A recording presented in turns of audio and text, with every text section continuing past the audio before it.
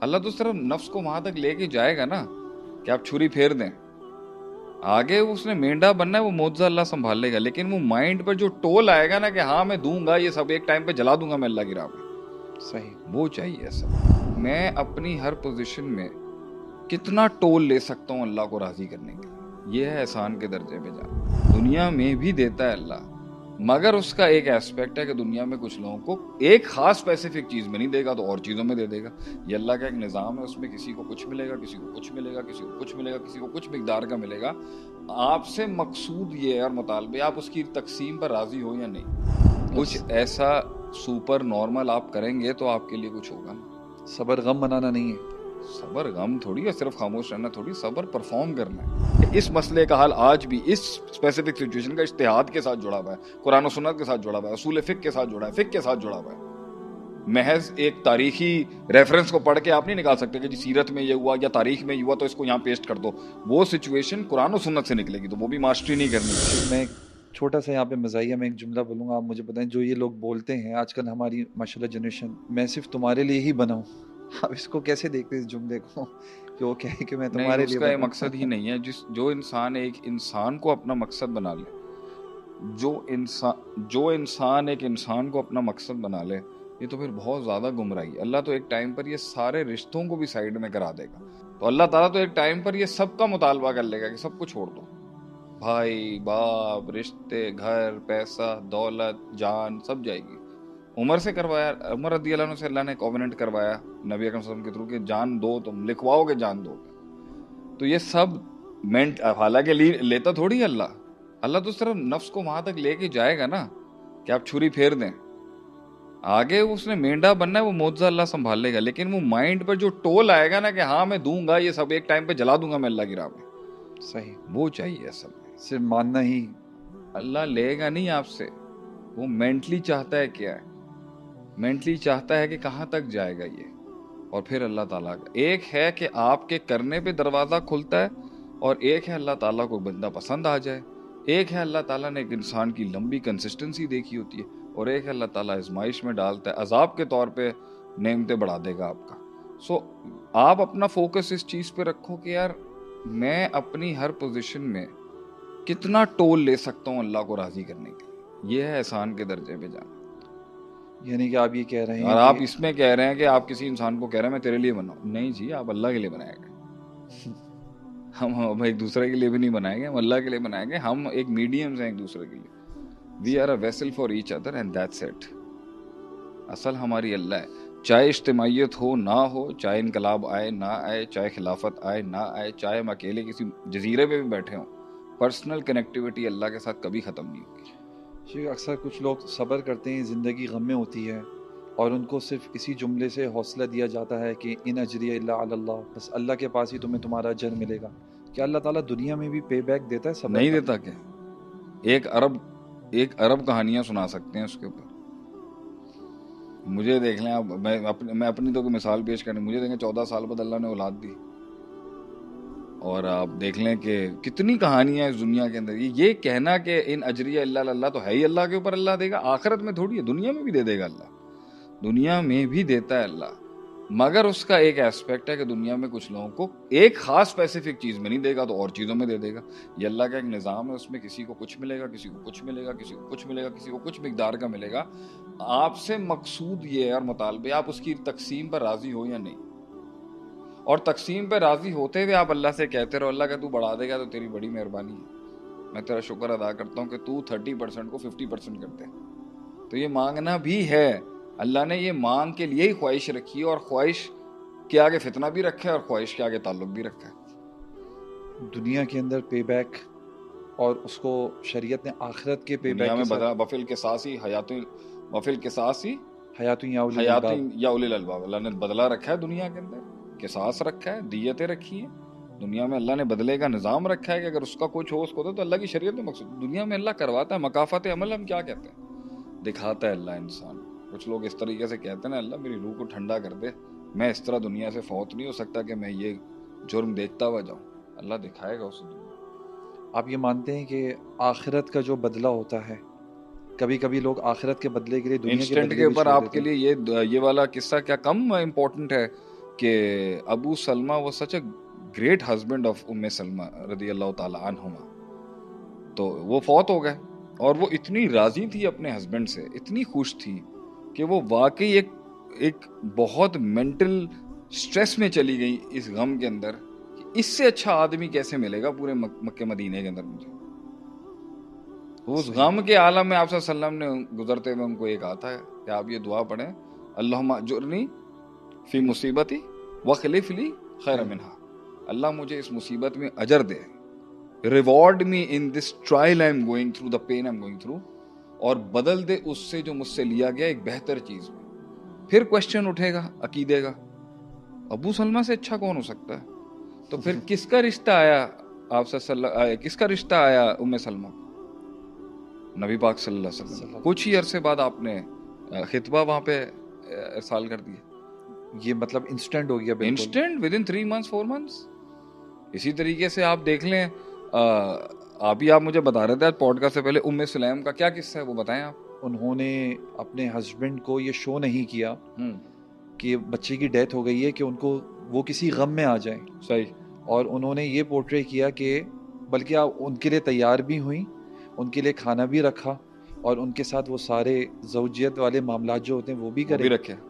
اور پھر اگلے دن انہوں نے یہ بتا دیا کہ اللہ تعالیٰ نے ہمیں ایک امانت دی تھی, اللہ تعالیٰ نے وہ لے لیا. یہ ٹول نہیں ہے, یہ بہت بڑا ٹول ہے کہ ایک عورت کیسے کر سکتی ہے کہ اولاد ایک طرف فوت ہوئی ہوئی ہے برابر والے کمرے کے اندر یا گھر کے اندر ہی اس کی میرے خیال سے کہیں یا دفنا دیا تھا انہوں نے. نہیں, وہ ایسی جگہ پہ رکھا ہوا تھا جہاں پہ روشنی نہیں پڑتی تھی, گھر میں ہی تیار کر کے. گھر میں ایک بچے کی لاش ہے اور وہ عورت تیار ہو رہی ہے اپنے خاوند کے لیے کہ میں اپنے خاوند کو سکھ پہنچا دوں. کوئی کیا دیا اللہ نے پھر اس کو؟ اللہ نے, آپ صلی اللہ علیہ وسلم نے فرمایا کہ اللہ تعالیٰ نے تم دونوں کی راتوں میں برکتیں کر دی. اسی رات کنسیپشن ہوئی ان کی, اور میرے خیال سے کہ روایت کے یہ بھی الفاظ ہیں کہ 7 بیٹے دیے اور 7 کے ساتھ ہی قاری تھے. اس کو آپ ذرا چیک کر لیجیے گا. اس رات کے اس ایک 5-6 گھنٹے کے ایک الٹیمیٹ پرفارمنس کو اللہ نے ایکسیپٹ کر لیا فوراً. تو اس نے, آپ کیا کہتے ہیں, اس نے شرائط پوری کری تھی ہسبینڈ کی, اللہ کے لیے قربانی دی تھی. آپ یہ دیکھیں نا, وہ ٹول جو تھا نا اس میں رضامندی اللہ کے لیے تھی نا, خاوند کے لیے تھوڑی تھی. اللہ کے لیے رضامندی تھی. اللہ کی رضامندی کی اندر ہی, خاوند کی رضامندی میں ہی اللہ کی رضامندی تھی نا. تو خاوند کو راضی کیا اللہ کے لیے, اور بین نہیں کیا اور ماتم نہیں کیا اللہ کے لیے. اور اس غم کے ساتھ رہتے نہیں, یہاں غم کا ٹول ہے اور ساتھ میں دوسری چیزوں کو ایکٹیویٹ کیا آپ نے. مشکل ہے نا یہ کام. یہی تو میں نے آپ سے پہلے کہا تھا, ہٹ لگ گئی ہے نا آپ کو, غم لگ گیا ہے, بودر کر رہا ہے, تنگ کر رہا ہے, ٹول لے رہا ہے, ماضی تنگ کر رہا ہے, فیوچر کا خوف ہے, پریزنٹ کے حالات ہیں, پسوڑی ہیں, پیچیدگی ہیں, لوگ ہیں, سسٹم ہے, کمپلیکیشنز ہیں, ڈر ہے, سٹریس ہے, تھکن ہے, اور اس کے بیچ میں آپ اور جی سب ٹھیک ہے, کام سارے پورے کرے. تو ہی تو اللہ دیکھے, تو ہی تو دیتا ہے اللہ. کچھ ایسا سپر نارمل آپ کریں گے تو آپ کے لیے کچھ ہوگا نا. صبر غم منانا نہیں ہے, صبر غم تھوڑی ہے, صرف خاموش رہنا تھوڑی, صبر پرفارم کرنا ہے. کیا آپ اپنی روٹین میں وہ سارے کام کریں گے اور اس سے بھی بالا تر کام کریں گے جو اس غم کے ساتھ ہو نہیں سکتے آپ سے. آخری لیول اس کا یہ ہے کہ آپ نے وہ نہیں کرنا جو خلاف شریعت ہے, یعنی آپ نے وہ کام جو نہیں کرنے کے ہیں اس سے بھی رکنا ہے, جو ایس او پیز کرنے کے ہیں وہ بھی پرفارم کرنے, اور جو کوڈ آف کانڈکٹ کے خلاف, شریعت کے خلاف ہے وہ بھی نہیں کرنے. تو آخری لیول ہے نا صبر کا کہ بھائی آپ اس کے اوپر ایسے, اس حادثے کے اوپر ایسی پرفارمنس نہ کریں جس سے جو ہے اللہ ناراض ہو جائے, جو خلاف سنت ہو, خلاف عادت ہو, خلاف شریعت ہو, خلاف فطرت ہو, خلاف معاشرہ ہو. یہ تو آخری لیول ہے. ایک انسان پرفارم کر رہا ہے اس دن زیادہ اچھا جس دن اس کو غم ملا ہوا. اس کو تو آپ کہیں گے نا کہ یہ کوئی چیز ہے.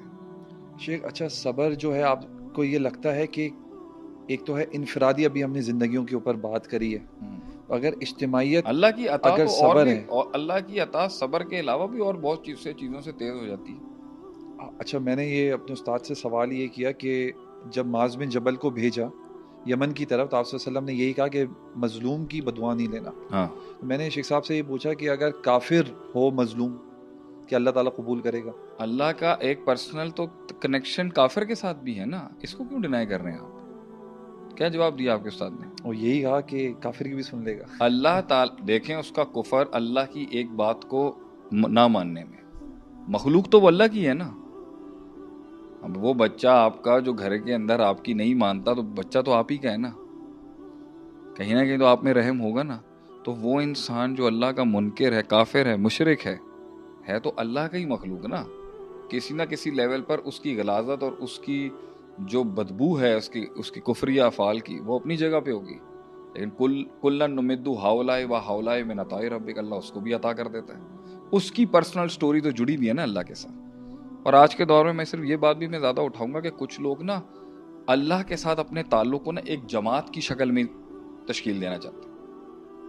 ان کے نزدیک تزکیہ نفس کی حیثیت اس لیے نہیں ہے کیونکہ یہ صرف ایک جماعت کا تزکیہ کرنا چاہتے ہیں. جماعت کا تزکیہ نفس یہ کہ عدل ہو, عدالت ہو, نظام ہو, ٹھیک ہے, معاشرت ہو, تمہیں فرق کیوں نہیں پڑ رہا, اقتصادیت ہو, جنگ ہو, جہاد ہو, قتال ہو, یہ اجتماعی تعلقات ہیں اللہ کے حکم کے ساتھ. اور جو انفرادی تعلقات ہیں اللہ کے ساتھ وہ اس سے کہیں زیادہ ہیں. یہ اس کو کچھ سمجھتے ہی نہیں ہے. کبھی کسی کی بات سنو تو ایسا لگتا ہے, وہ کہتا ہے بھئی نماز, روزہ, حج, زکوٰۃ, ذکر, اذکار کوئی چیز ہی نہیں ہے, اس کے بغیر امت ہے, اس کے ساتھ امت کوئی چیز ہی نہیں ہے. امت ایک اس آرڈر کے ساتھ ایک چیز ہے جس کے ساتھ پولیٹیکل سسٹم جڑا ہوا ہے. اس کا مطلب ہے کہ فرد کی انڈیویجول سٹوری اللہ کے ساتھ ختم ہو جائے گی جب تک کہ وہ ایک اجتماعیت کا حصہ نہیں بنے گا. اور اگر ایسے وقت آ جائیں گے جو قیامت کے قریب آنے کہ جہاں اجتماعیت میں ہمیشہ فتنہ جڑا ہوگا, اکثر تحریکیں, اکثر جماعتیں اور اکثر اجتماعی سٹرگلز جو ہیں وہ مفتون ہو جاتی ہیں کیونکہ مسائل ہیں, سپر پاورز ہیں, ہزار قسم کے اجتہادات کی ضرورت ہے. اور وہاں بھی علم نہیں سیکھنا, اجتہاد کی طاقت کو اکوموڈیٹ نہیں کرنا کہ ہم آگے جو بڑھیں گے وہ اجتہاد کی طاقت سے آگے بڑھیں گے, ان عوامر کے ساتھ جس کے تحت ہم مسئلہ نکالیں گے پریزنٹ سچویشن کا, وہ اجتہاد ہے قرآن و سنت میں. اس پر اپنے آپ کو سٹرونگ نہیں کرنا کہ اس مسئلے کا حل آج بھی اس اسپیسیفک سچویشن کا اجتہاد کے ساتھ جڑا ہوا ہے, قرآن و سنت کے ساتھ جڑا ہوا ہے, اصول فقہ کے ساتھ جڑا ہے, فقہ کے ساتھ جڑا ہوا ہے. محض ایک تاریخی ریفرنس کو پڑھ کے آپ نہیں نکال سکتے کہ جی سیرت میں یہ ہوا یا تاریخ میں یہ ہوا تو اس کو یہاں پیسٹ کر دو. وہ سچویشن قرآن و سنت سے نکلے گی تو وہ بھی ماسٹری نہیں کرنی. تو انڈیویجول لیول کی جو سٹوری چل رہی ہے اللہ کے ساتھ, اس کو کیوں آپ چھوٹا کرتے ہیں؟